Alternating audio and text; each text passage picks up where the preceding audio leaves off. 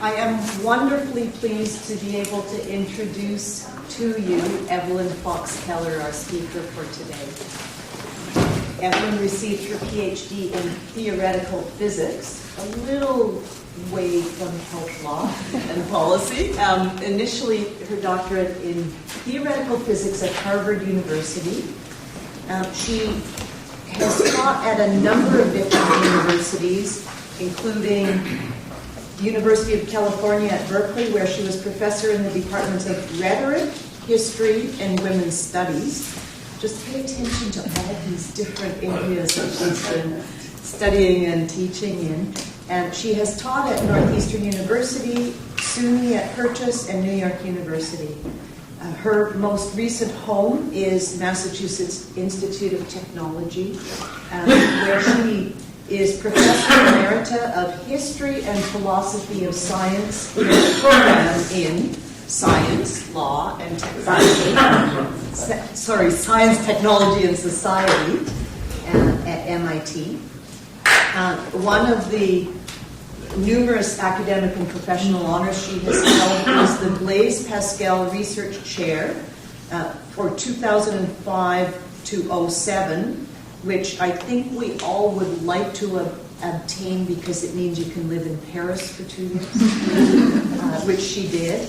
And she has elected membership in the American Philosophical Society and the American Academy of Arts and Science. She's the author of over 10 books focusing on the history and philosophy of modern biology and on gender and science. And she is speaking, her most recent book, is called The Mirage of the Space Between Nature and Nurture.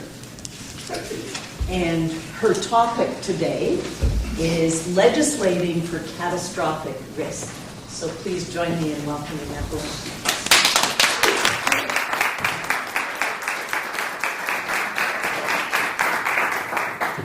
Thank you, Elaine, for the introduction and the invitation. It's a pleasure to be here.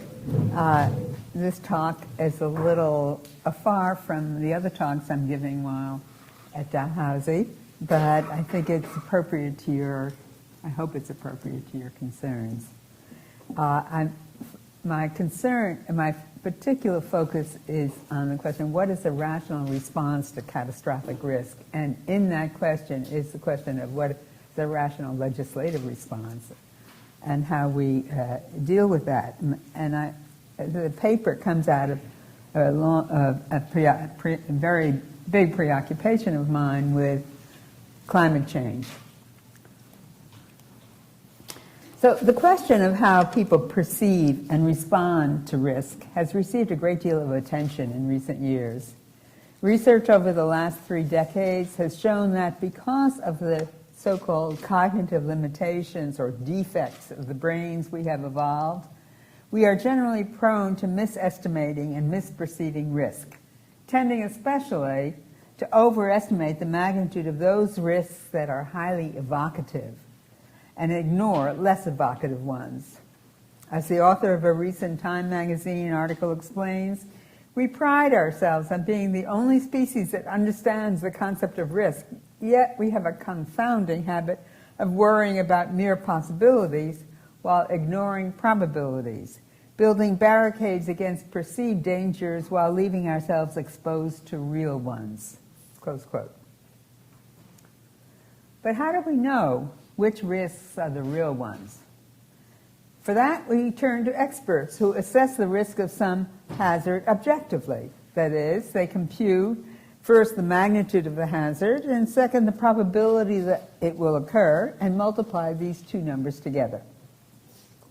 Ordinarily, however, people do not even tacitly perform such calculations. Instead, they make use of various kinds of shortcuts, heuristics, rules of thumb, that permit them to make rapid and intuitive, if biased, assessments.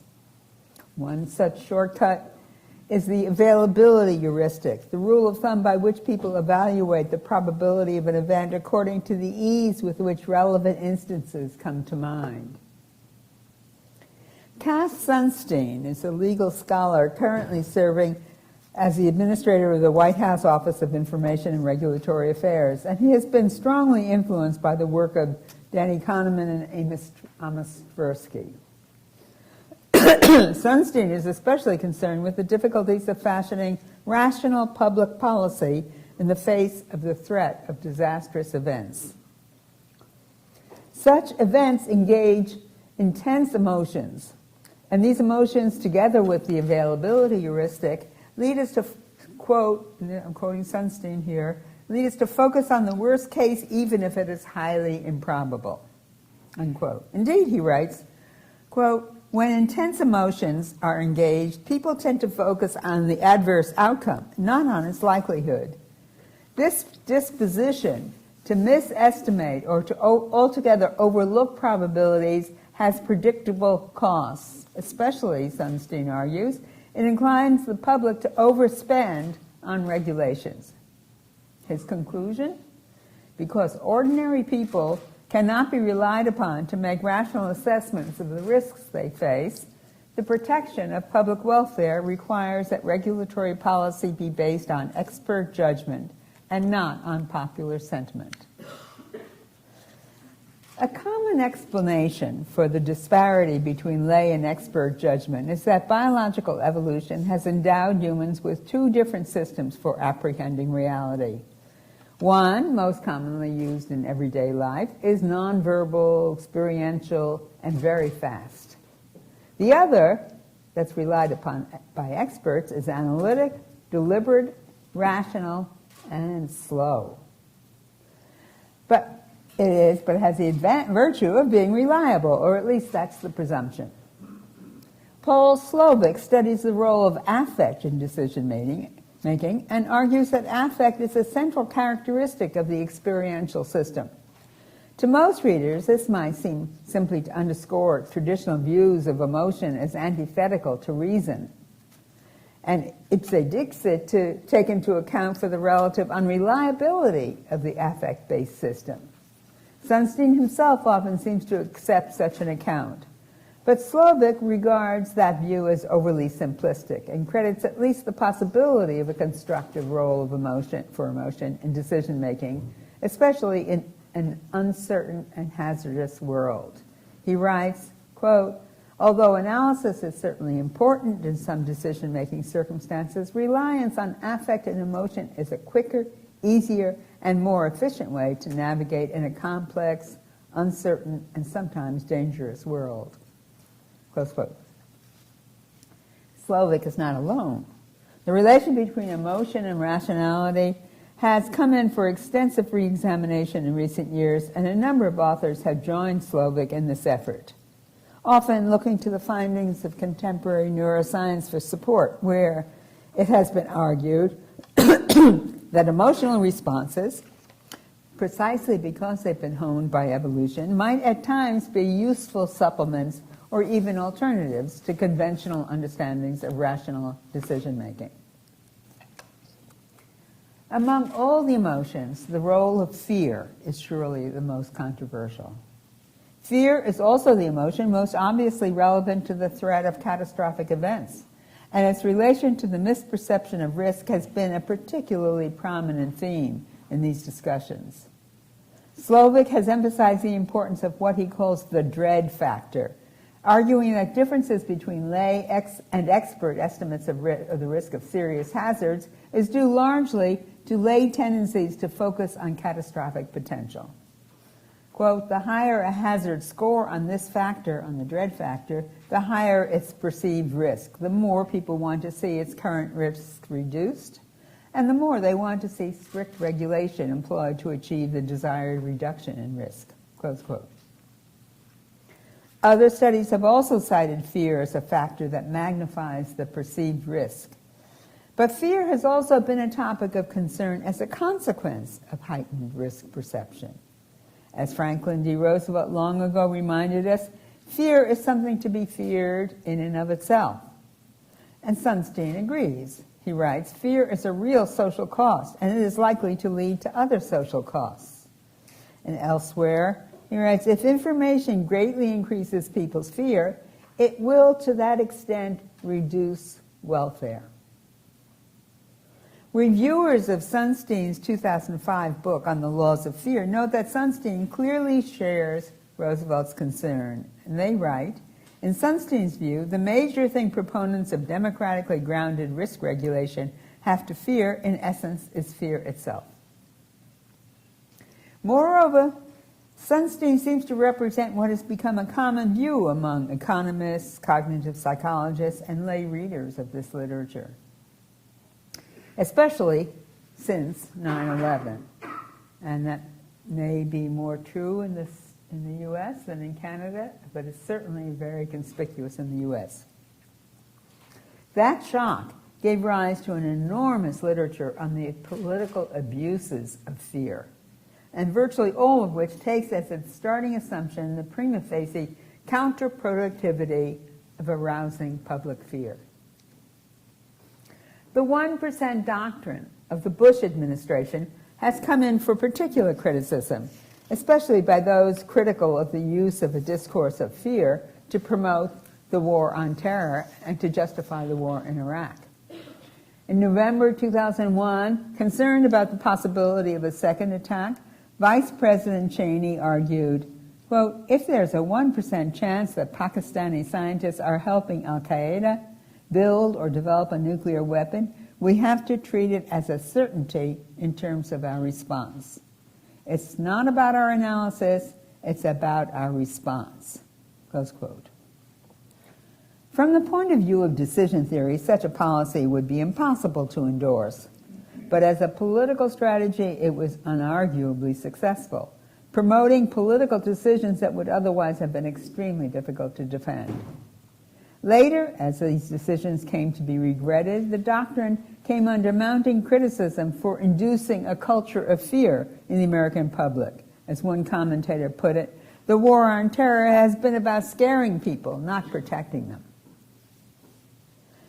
Sunstein notes that Cheney appeared to be endorsing a version of the precautionary principle, according to which it is appropriate to respond aggressively to low probability, high impact events. And he also noted that the more familiar context in which the precautionary principle is generally discussed lies elsewhere, namely in climate change. Indeed, he writes, another vice president, Al Gore, can be understood to be arguing for a precautionary principle for climate change, though he believes that the chance of disaster is well over 1%, close quote. In point of fact, climate change does pose a multiple of risks of quite high probability, but for the present I want to focus on risks that are so devastating that they threaten the survival of civilization as we know it. In short, on catastrophic risks that most experts show to be of low, even if non-negligible probability. Here, terrorism and climate change clearly share the same dilemma: how to rationally respond to the threat of such events, how much to spend, and how aggressively to act in the effort to avoid catastrophic events. But the form of action envisioned are quite different. Cheney envisioned a war on terror and on Iraq. Gore thought about regulation. Also, to the extent that the precautionary principle is understood as a mandate to do no harm, invoking that principle in the two contexts brings to the fore how very different can be the kinds of harm anticipated or, for that matter, ignored. Clearly, for climate change, the political shoe is on the other foot than it is for terrorism. But Sunstein's criticism of this principle is more general. He seeks to base his critique on logic, not on politics.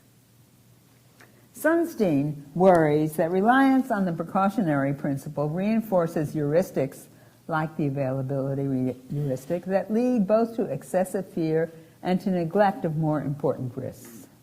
He argues that codifying that principle embodies distortions of risk perception that themselves result in serious harm. He suggests even that it might be better to rename the precautionary principle as the paralyzing principle. Quote, the real problem is that it offers no real guidance, not that it is wrong, but that it forbids all courses of action, including regulation. Every possible action, including regulation, risks doing harm to someone. The bottom line, human judgment is flawed. And because of the fear that such flawed judgments arouse, worst-case scenarios have an especially distorting effect on that judgment. For Sunstein, the solution is in the advice of professional analysts and not of popular will. But this presupposes that expert analysis delivers rational assessments of what the risk really is, unlike the public perception, which are often cast as irrational. And the obvious question is, what notion of rationality is being invoked in these discussions? What is meant by real risk? Broadly construed, rationality refers simply to the exercise of reason, to the deliberative process by which humans draw conclusions. But recently, especially in economics and political science, the term has come to be used more narrowly, recently for some time, for decades now, referring not to reasoning in general, but to the particular kinds of reasoning required for analytic assessments of risk, and followed by maximization of the net benefits associated with any suggested policy. A rational choice, in this view, is an optimal choice based on an objective and quantitative assessment of costs and benefits. Other choices may be based on reason, but they are suboptimal and by definition less rational. Thus, where studies of human judgment focus on how people do behave, their irrational choices, rational choice theory shows us how they should behave. For decades now, it is the latter, the narrower definition of rationality, that has prevailed as the gold standard for American public policy. For example, OIRA, the office of which Sunstein is head, is responsible for vetting and approving all regulation proposed by any federal agency or department before submitting it for White House approval. This office is mandated to base its recommendations on the regulatory principles as laid down by executive order. And the most recent formulation of that order reaffirms the basic principles that were first laid down in 1993. Quote, as stated in that executive order, and to the extent permitted by law, each agency must, among other things, first propose or adopt a regulation only upon a reasoned determination that its benefits justify its costs. 2, tailor its regulations to impose the least burden on society, consistent with obtaining regulatory objectives, taking into account, among other things, and to the extent practicable, the costs of cumulative regulations. And 3, select and choosing among alternative regulatory approaches those approaches that maximize net benefits. The premises underlying both rational choice theory and cost-benefit analyses have been extensively critiqued by economists, philosophers, and other social scientists, and on a variety of grounds. One line of argument began more than 50 years ago with Herbert Simon. Simon argued that because of the finitude of both our computational capacity and informational access, all rationality, including expert reasoning, is bounded.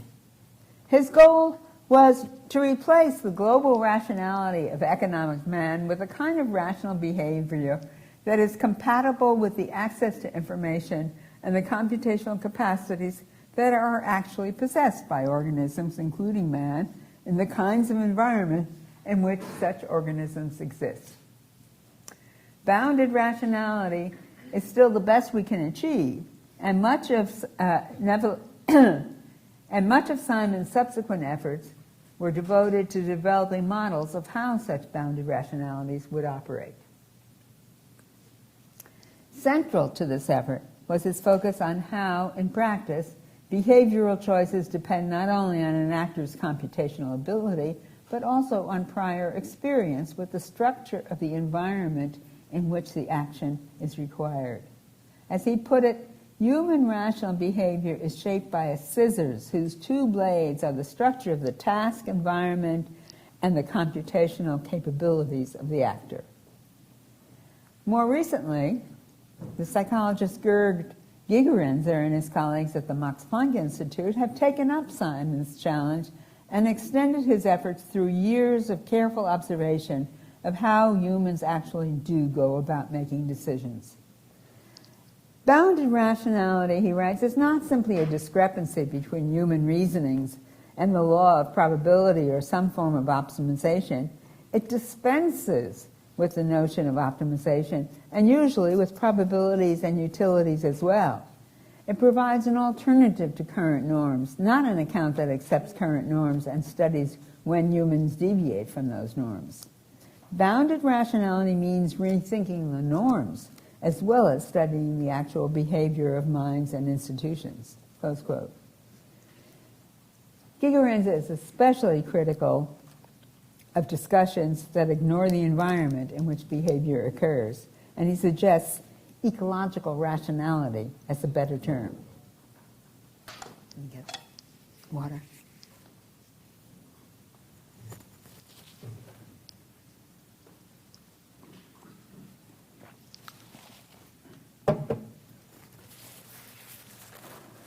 In Gigerenzer's view, ecological rationality does not make use of computations at all. Rather, it employs a set of conscious or unconscious heuristics, what he calls an adaptive toolbox, that have been honed by biological evolution as well as by individual and cultural experience.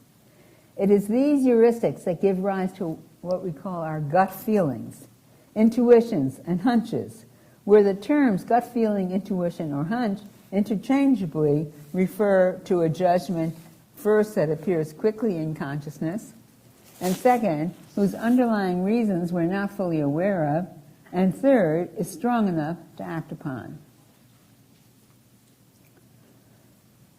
Gigerenzer's claim is that gut feelings provide a basis for action that not only need not be less rational than computation, but that in the appropriate environment can sometimes even be superior.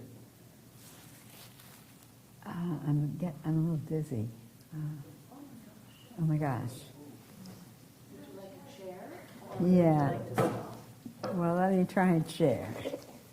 I don't want to pass out. I did that in a Canadian university once before, and it was a disaster. I'll see if I can remove this. No, don't bother. No. Oh. No, don't bother. Why No. don't I? Oh, okay. But we can stop anytime if you'd like. His best example is catching a ball. Reflecting a view that is widespread in cognitive psychology, Richard Dawkins, famous from The Selfish Gene, offered a description of the process a ball player uses to catch a fly ball. Here's his description. When a man throws a ball high in the air and catches it again, he behaves as if he has solved a set of differential equations in predicting the trajectory of the ball. He may neither know nor care what a differential equation is, but this does not affect his skill with the ball. At some subconscious level, something functionally equivalent to the mathematical calculations is going on. Close quote. Because Dawkins' description is in such striking contrast with how ball players actually proceed, it provides Gigerenzer with a very good point of departure. Real ball players do nothing like calculating the ball's trajectory. Instead, they employ a variety of heuristics that are both easier and more effective. One especially effective procedure, apparently also used by dogs, is what Gigerenzer calls the gaze heuristic. The gaze heuristic is a stunningly simple rule of thumb that enables the player to be at the precise spot just when the ball lands, and hence to catch the ball, but it does not enable him or her to predict where it will land. It requires nothing more than fixing one's eye on the ball when it is high and running in a direction that maintains a constant angle between the line of sight and the ground as it comes down. Does not require knowing its initial position and velocity, does not require knowing Newton's laws or even of the fact of gravity, But because humans have evolved in a world governed by gravity, the fact of gravity is, as it were, already built into their adaptive capacities. The gaze heuristic is only one of many of Gigerenser's examples of adaptive thinking, but it well illustrates a central moral that he wishes to draw. Rationality is said to be a means toward an end, but the end is dependent on the interpretation of boundary rationality that is being taken. For optimization under constraints, the end is to estimate the point at which the ball will land. Knowing the cognitive process can inform us, however, that the end might be a different one. And in case of the gaze heuristic, the player's goal is not to predict the landing point, but to be there when the ball lands. The rationality of heuristics is not simply a means to a given end. The heuristic itself can define what the end is. And for that goal, the gaze heuristic is not only more practical, but it's also at least equally and often a good deal more reliable. Now, assessing the costs and benefits of human health or lives is an obvious challenge for rational choice theory, and it is one with which economists have long struggled. Low probability and high impact events occurring in the distant future pose two especially difficult challenges for cost-benefit analysis. First is the temporal disparity between when and by whom the costs of regulation must be paid, and when and for whom those of non-regulation come due, and the notorious problem of discount rates inhering in the effort to estimate the costs of future climate change in present terms. But in the interest of time, I want to jump directly to the second, even more fundamental challenge: the difficulty, often impossibility, of computing either the magnitude of the possible catastrophic events or the probability of their occurrence. This problem is specific to catastrophic events. It is especially acute for assessing the risks of climate change. It derives first from the inherent, that is, the structural uncertainty of climate science, second, from the uncertainty of behavioral responses to such challenges, and finally, from the implications of all this uncertainty for cost-benefit analysis. Climate science can tell us what catastrophic climate changes are possible. They can even tell us that the probability of such changes is not negligible, but it cannot provide reliable estimates of just what that probability is. Indeed, the more extreme the event, the more uncertain the probability of its occurrence. The obvious question is, how, in the absence of quantitative estimates of the probabilities of extreme events on the one hand, and of the magnitude of their outcomes on the other, how can one estimate the expected costs they will incur? One answer is simply to limit the outcomes to be considered to those whose likelihood is judged to exceed some minimal value, that is, cut off the tail. A number of authors have recently argued that conventional decision theory systematically undervalues the effects of hard-to-predict but high-impact events, popularly referred to as black swans. Indeed, the response of many cost-benefit analysts is to bypass the problem altogether by assuming that as the size of the event increases, its probability decreases so rapidly that the right-hand tail of the distribution can simply be ignored. In other words, extreme events need not even be taken into consideration in estimating costs because of their very low probability. Unfortunately, all available indications argue that the high-impact events are not distributed in this way. Furthermore, the very uncertainties inherent in the dynamics of climate change, as well, of course, as those due to the incompleteness of our knowledge of those dynamics, adds to the fatness of the tail, the thickness, and thereby raising estimates of the probability of a large catastrophe on the basis of whatever estimates we've made on the basis of the available data. That probability may still be small, but nonetheless it can make a huge contribution to the costs involved. And cutting off the tail leads to a major distortion by any logical criteria. Ditto for estimating the economic impact of extreme events. The absence of prior experience and hence of prior knowledge requires extensive speculation about how to extrapolate beyond what is known. And small modifications in these speculations can have an enormous impact on the final computation. Indeed, larger even than changes in discount rate. For this reason, Harvard economist Martin Weitzman concludes that, quote, the answer to the big policy question of what to do about climate change stand or fall to a large extent on the issue of how high the temperature damages and tail probabilities are conceptualized and modeled. Not how high, but how they're modeled. By implication, the policy advice coming out of conventional thin-tailed cost-benefit analyses must be treated with skepticism, close quote. Weissman goes on to suggest various ways in which conventional analysis might be modified to take proper account of the risk of extreme events. But the point I want to emphasize is that what is normally taken as providing the basis for rational decision-making, namely cost-benefit analysis, the standard against which human behavior is judged to be lacking in rationality, is itself deeply problematic. For the sorts of problems we face in this area, the tools needed to connect rational decision theory with our predicament are simply not available. And an obvious question arises while environmental economists search for better, that is more rational, ways to account for the impact of extreme events, might it not be possible to identify heuristics that, however imperfect, provide a more reliable guide for future action than do the dominant modes of analysis that are now in use?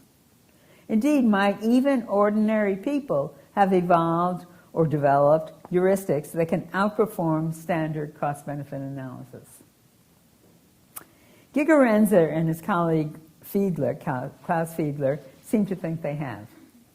For example, they suggest that Slovik's data indicating a central role of dread in skewing perceptions of risk in the face of extreme hazards might be reinterpreted as evidence of ecological rationality. Catastrophe avoidance, they write, need not be seen as a socially expensive subjective whim, but instead as attention to the third moment of the frequency distribution. The dread-risk dimension corresponds to the skewness of the distribution, and attention to skewness corresponds to dread-risk, and the degree of skewness measures the degree of dread. Moreover, they suggest that in assessing the risk of low probability, high impact events, people's attention to skewness may be perfectly reasonable. Close quote. Although the authors do not explicitly say so, a reader might conclude that in environments in which the frequency distributions of hazards is substantially skewed, as it is in climate change, dread risk might be seen as an appropriate, even effective, heuristic. Indeed, as an example of what Slovik himself calls affective rationality. So far, my discussion has focused on the reliability of risk assessment and the closely related question of what people believe. But there's another problem as well. Belief is only a precursor to action, and certainly not in itself sufficient to guide behavior. Indeed, the gap between belief and action is huge and a subject of much commentary.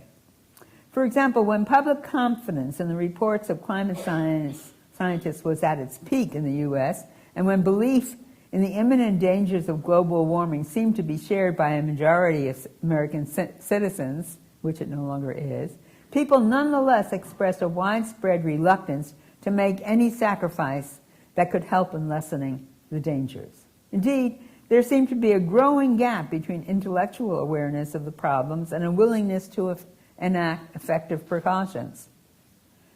Now, why should this be? Psychologists have generally attributed this gap to a lack of emotional engagement with either the urgency or the magnitude of threat. People, while they may believe they're at risk, they don't feel at risk. A task force meeting in 2008 and 2009 found at least a partial explanation in the different ways in which affect-driven and analytic processes function. And they go back to what I talked about earlier. The two types of processes typically operate in parallel and interact with each other. I can actually skip this. The bottom line was they suggested the affective system is not engaged by the warnings of climate scientists. And here, too, the relevance of fear has particular salience.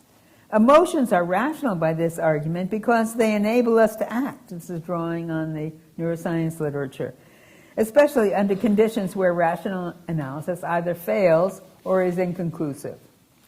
This claim bears especially on fear, an emotion sometimes responsible for the difference between life and death. According to Joseph Ledoux, if you were a small animal threatened by a predator and had to make a deliberate decision about what to do, you would have to consider the likelihood of each possible choice succeeding or failing, and could get so bogged down in decision-making that you would be eaten before you made the choice. Under such circumstances, fear would clearly seem to be a useful heuristic. But most of us are very wary of fear, and for good reason. Our experiences with the political uses of this emotion after 9/11 clearly underscore just how powerful an emotion fear is and how unwise the choices it can lead us to make. Furthermore, as a motivating force, its effect is notoriously double-edged. While fear can spur people to action, it can also impede action. Even if a necessary ingredient for translating belief into action, it can also lead to avoidance, denial, and inaction. The issue, apparently, is one of context. Climate scientists, even those who are themselves alarmed, may be especially wary of evoking fear in their readers. Indeed, there are powerful constraints inhibiting all scientists from directly seeking such an engagement.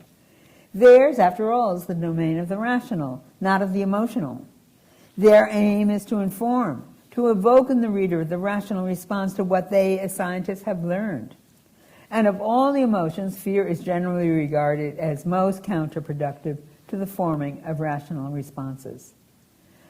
Furthermore, because of our current sensitivity to the ease with which it can be politically manipulated, the fear of fear has now itself become a political weapon in the debates about climate change. As climate scientists know better than most, this is a weapon that climate skeptics do not hesitate to deploy. Those like Jim Hansen, who elaborate on the scenarios that cannot but be frightening, are called alarmists, fearmongers, and they're accused of creating a climate of fear, of spreading climate porn, narratives of fear. No one wants to appear guilty of such charges, especially not climate scientists. But if conventional decision theory has routinely undervalued the risk of catastrophic events, if conventional uses of cost-benefit analysis cannot be taken as a standard against which to judge non-expert estimates of such risks, and if fear is identified as a central factor leading us to, quote, overestimate such risks, might not it be viewed, at least in this particular case, as compensating for the underestimates common to expert reasoning? That in the face of risks before which conventional theorizing about risk manifestly fail, that fear, rather than something to be avoided, might sometimes serve as a useful heuristic for a more rational response. One reaction to the difficulty of assigning probabilities to inherently unpredictable events, such as the tipping point of runaway climate change, is to give up on computations that depend on them, and instead trying to avoid such events in whatever ways are possible. The precautionary principle is one obvious form this response takes. And Cass Sunstein has done an excellent job of enumerating many of the problems with this principle, especially in its crude form of to do no harm. He focuses primarily in the great variety of ways in which harm can be done, including by the very exercise of precaution. And he's right. These costs, too, need to be included in the calculation. But a key flaw in Sunstein's efforts to amend the precautionary principle is that he fails to address the fundamental problem that invites its formulation, the difficulty, that is the difficulty or impossibility of performing such calculations. And for this, the writings of the philosopher Hans Jonas may be more to the point. Writing over 30 years ago, Jonas was already at that point, at that early point, worried about the future of the environment, and he sought to articulate an ethics for the future, especially an ethics of responsibility for distant contingencies, where, quote, that which is to be feared has never yet happened and has perhaps no analogies in past or present experience, close quote. Indeed, he argued that it is precisely when scientific knowledge is insufficient for predicting the future that an ethically required extrapolation must take over. For Jonas, the mere knowledge of possibilities suffice for such an extrapolation, for the identification of appropriate ethical principles. As he writes, it is the content, not the certainty, of the then that offers to the imagination as possible, which can bring to light principles of morality heretofore unknown. Central to Jonas's method is what he calls the heuristic of fear. His argument is often likened, and even conflated, with the precautionary principle, but I think this is a misreading. For Jonas, the heuristic of fear is more in the nature of a requisite for the moral considerations that need to underlie a precautionary principle or any other such principle. By his reasoning, we learn what it is that we value, what we are committed to preserving, only when that something is under threat. Accordingly, moral philosophy must consult our fears prior to our wishes in order to learn what it is we truly cherish. The particular challenge raised by distant and future threats is that appropriate fear may not be in evidence. And despite the pervasiveness of fear as a natural autonomic response to present and imminent danger, future threats require an effort of reason and imagination to evoke the appropriate fear. Our response to dangers that are imagined and distant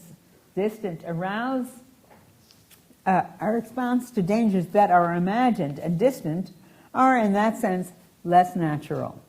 They require not only reason and imagination, but also education. And Jonas writes, we must educate our soul to a willingness to let itself be affected by the mere thought of possible calamities to future generations. Bringing ourselves to this emotional readiness, developing an attitude open to the stirrings of fear in the face of merely conjectural and distant forecasts concerning man's destiny, requires a new kind of sentimental education. 30 years ago, the forecast to which Jonas referred may have been merely conjectural, but they are no longer so today. Yet, an appropriate response to the measurements and predictions of contemporary climate science has not been forthcoming, and indeed seems to be ever receding. 2 summers ago, the hottest on record, the U.S. Senate declined to even consider legislation to regulate greenhouse gas emissions. Those whose hope had been raised by Obama's early promises were devastated. As the Canadian political scientist Homer Dixon wrote, climate policy is gridlocked, and there's virtually no chance of a breakthrough. 3 months later, the outcome of the 2010 elections lent his prediction stark affirmation. Many factors contributed to this denouement, but surely one critical contributor was the advice our legislators had received from the country's most respected economic analysts. Regulation might be desirable, but the calculations most commonly employed purport to show that it cannot be justified on purely economic grounds. Quite simply, it does not pass the acid test of positive net benefit. In other words, economic analyses have an enormous influence on public policy, and if the assumptions on which such judgments are based are faulty, as I argue they are, we all bear the consequences.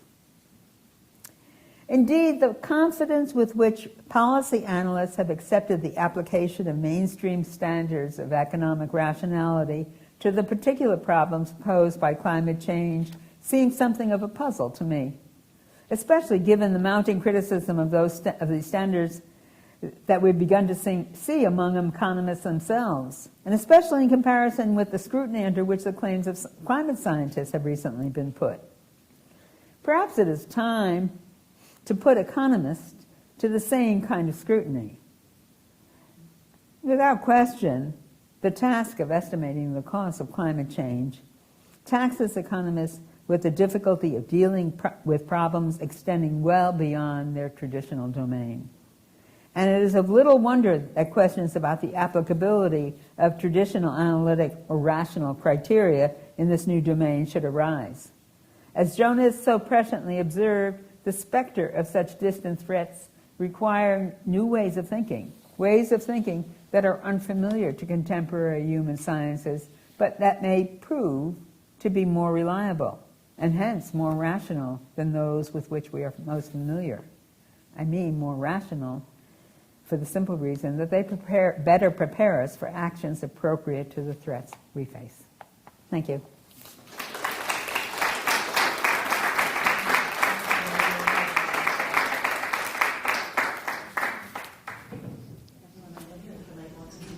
No, I'm fine with water. Fine with water. Okay, are you open to questions? Sure. Yeah. Okay, we'll open it up.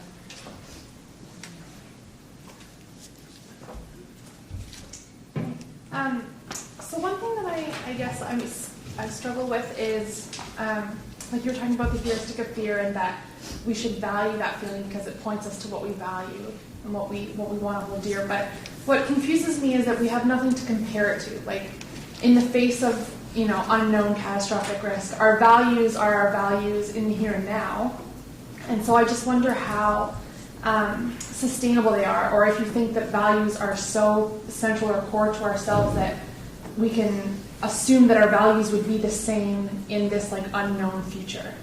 The latter. I'm assuming, and I think Hans Jonas is assuming the same, that faced with catastrophic threat, we are reduced to a kind of core moral level that is in us, that we will never give up, that I hope.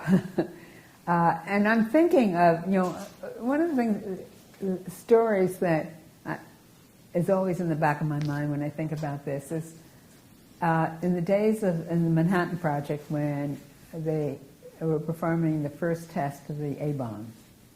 And Enrico Fermi, was sitting behind a tree or somewhere protected, calculating the probability that the bomb would ignite the atmosphere. I mean, igniting the atmosphere is pretty scary, okay? And his calculations came out that the probability was really very small, like, 10 to the minus 40th or something really small. In fact, the calculation was subsequently published in the Physical Review. I argue that suppose this calculation came out 10% or 20%. Would he and the other scientists have proceeded? And I claim, this is sheer, I can't prove this, but I claim that they would have stopped. That faced with such a disastrous possibility, and now we can't calculate the exact probability, but we might be able to calculate that it's over 10%. Maybe it's between. Faced with that order of magnitude probability, we wouldn't risk it. Nobody would risk it. Or most, maybe there were some loons out there who would, but most people would not risk it. And that's the core of discovering what you truly value. What we truly value is the survival of the earth, the universe, the world in which we live. So then it's not really because when I was conceptualizing values, I was thinking about particular detailed values of each individual. But as the way that you're articulating it, we take value to just mean survival, interest in life. That's right. Okay. Suppose we did these calculations are very hard to do, and they're just the outcomes are so uncertain. But suppose we, and it's interesting that there's very little literature on the actual human costs of global warming. I mean, everybody has agreed that we should limit global warming to 2 degrees centigrade, although that's already not feasible. But nobody tells us what's the cost of 2 degrees warming in human lives, or 3 degrees. Suppose we actually were able to pull together all the health data on that, and we show that the cost of 2 degree warming, it's not unreasonable, would be somewhere between 2 billion and 10 billion. What's the population of the Earth? I think around 7. It's around 7. What? Let's say between 1 and 7 billion. I mean, a big range, but it's in the billions. Would that make us stand up? Would, billions of deaths make you stand up? I don't know. I think it would. I think, even though it's not your own immediate family or your own immediate neighbors, I think there's a point beyond which most people would not morally go. And I think that intuition I share with Jonas. Yeah? I think part of my worry is that the moral belief system seems, of a lot of people, including people with a lot of political power in North America right now, seem to work on one of 2 assumptions. One is the scientists are going to find a way around it. There is an engineering solution. And so we trust that we're not going to have to deal with climate change because there's some magical scientific answer out there. Just we haven't got the smartest ones out there finding it yet. But the other one, the one that really scares me even more, are the evangelical right. And reportedly including Canada's Prime Minister, that believe that God wouldn't let it happen, that God is not going to let humankind suffer another equivalent of Noah's flood. And so we don't know the answer, but there is an answer there, and it's those sorts of different belief systems that I hear are part of the resistance, and they're rooted in a kind of moral worldview. It's quite different from mine, but it's just as passionately held. And I don't think you're going to reach. What we do with those? I don't know that you can do anything with those. But in the States, that's not such a prevalent. Those are not prevalent responses. And in fact, there's a significant part of the evangelical community that has taken on the burden of protecting the Earth, and that is opposed to the climate change deniers. So it's the forces are a little bit different. It's really about the left wing, associating climate science with the left wing, calling climate, pointing to the money that the climate scientists get, so they've been bought out. It's really about protecting, fighting against regulation, and fighting against the intellectual elite, the Northeast. And just sheer power of money to keep portraying the issue. Yeah. So affecting those beliefs is, there was a program on Frontline just a few days ago about the climate. It's called The Climate of Doubt, and it was about the extraordinary change that has taken place in the U.S. in the last 4 years, and how issue of climate could not be raised in this election, in this campaign. 4 years, and it was a very deliberate strategy, and they changed belief.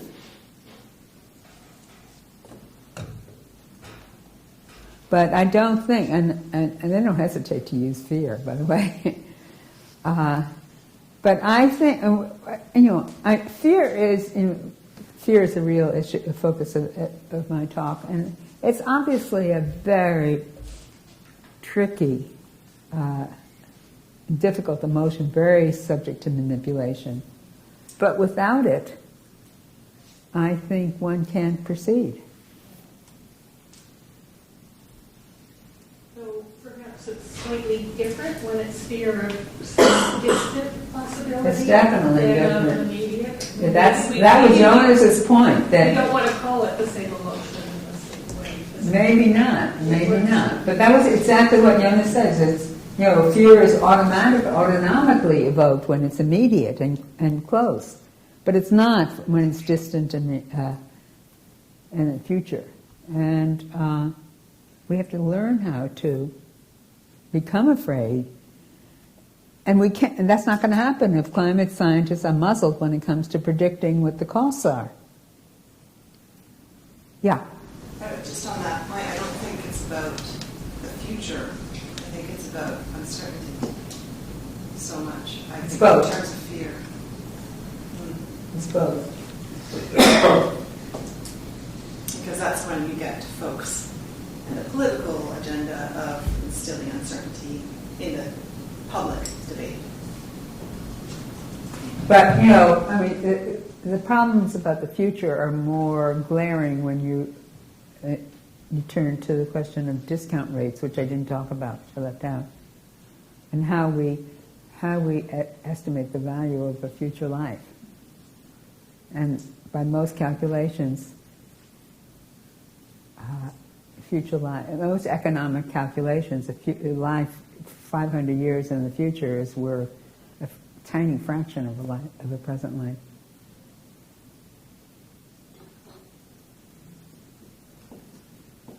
There were a bunch of hands. Yeah. What do you think about climate terror in terms of its...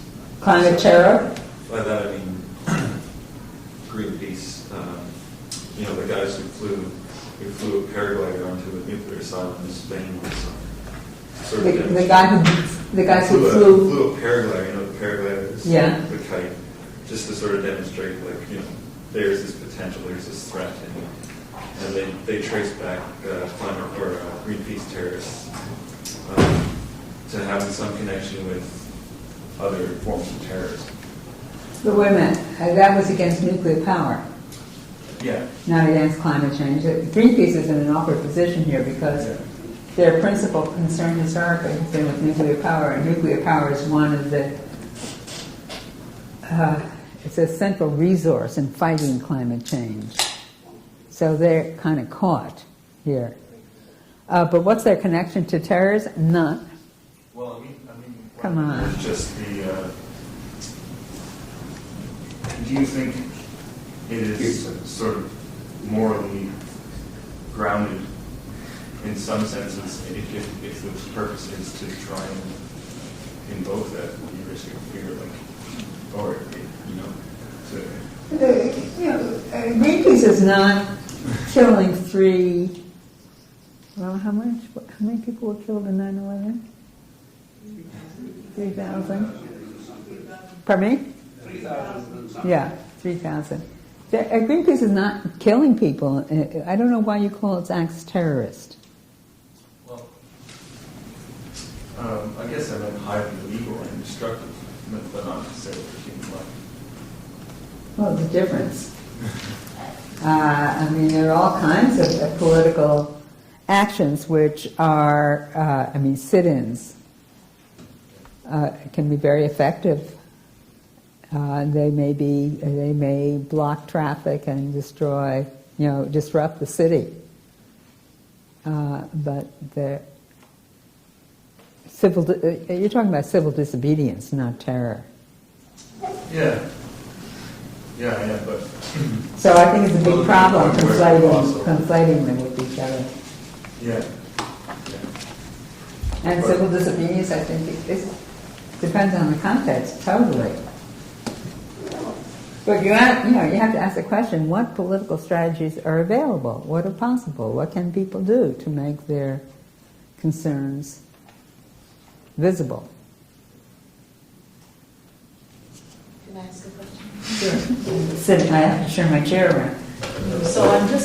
So my understanding of fear is that it's based in the amygdala, somewhere in the base of our brain. and it is a gut fight or flight response that is created by it.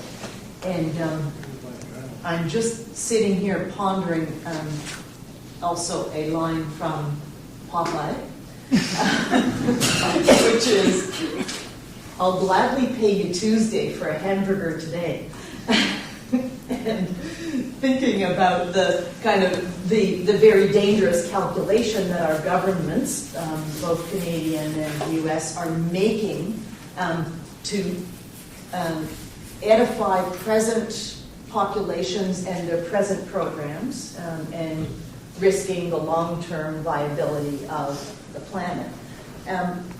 But based on what you've been saying about the distanceness of the fear, I just wonder what does cause some of us to be fearful about it, for one thing, and not just be accepting that we're better off today and we'll worry about the rest of it later. And also, what could, have you thought about what could encourage more fear, if that's what is needed? Well, I think what is necessary is spelling out the much more vivid spelling out of the implications than I see just about anywhere. Of the cost in human lives, the cost in health, the human costs of serious climate change. I think, people think, oh, we can buy real estate in Siberia, or we can move to Halifax. We'll have eternal summer in Halifax. Wouldn't that be heaven? But so your government and mine is not going to pay for that research. Are you hopeful that academia will, for instance? Well, government pays for the research that academia does. Yes. So, yeah, I think that is what I think academics should, and it's still possible to get funding for a lot of different kinds of research. I think the World Health Organization has to step up its efforts. But what makes, Jonas talks about a sentimental education. What evokes concern about the future? Now, I think it's clear that people who daily survival is under threat, are not susceptible to concerns about 3 generations down the road. Their primary concern is their survival to tomorrow. And that's unavoidable. But what about the rest of us? Those of us whose survival is pretty secure, at least for a while. What does it take for us to evoke concern about future generations? And I think, again, this is what Jonas is saying, it's fear. You have to present the consequences. So by my little story about Fermi's calculation,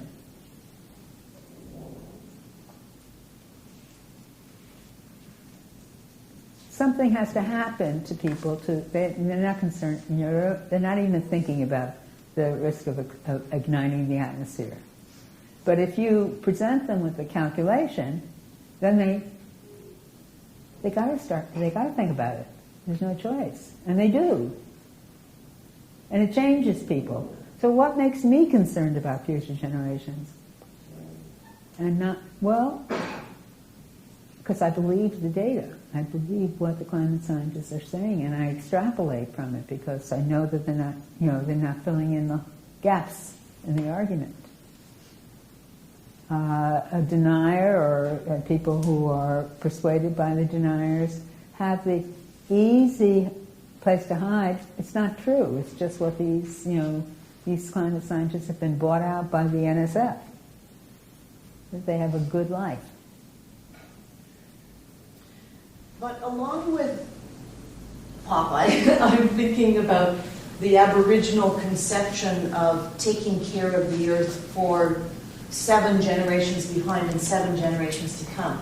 And I'm not sure that apparent tradition was motivated by fear, or if it was a more broad mindset. Jonas It's not saying it's always motivated by fear, but that fear can evoke such a concern. Because it evokes what your most basic values are, what you will not tolerate. Only when faced with the threat do you discover that you care about the seven generations in the future. That's the argument. Fear is a tool. Yeah? So I have some comments. I quite agree with use fear to address some issues.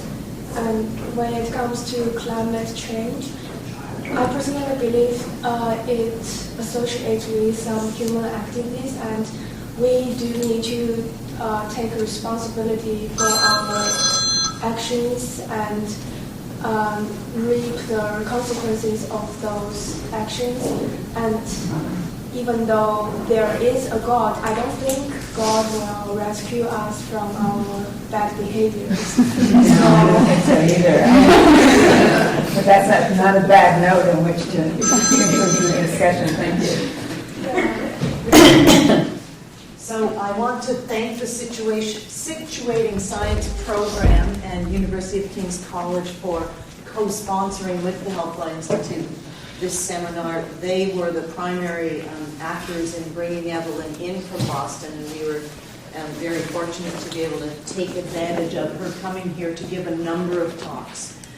So if you just look online, you'll find information about the various talks that we're taxing poor Dr. Keller to give over a period of 2 or 3 weeks. Are you 3.5 weeks. 3.5 weeks, yes. So we're very fortunate for her presence, and we're fortunate to the Situating Science program.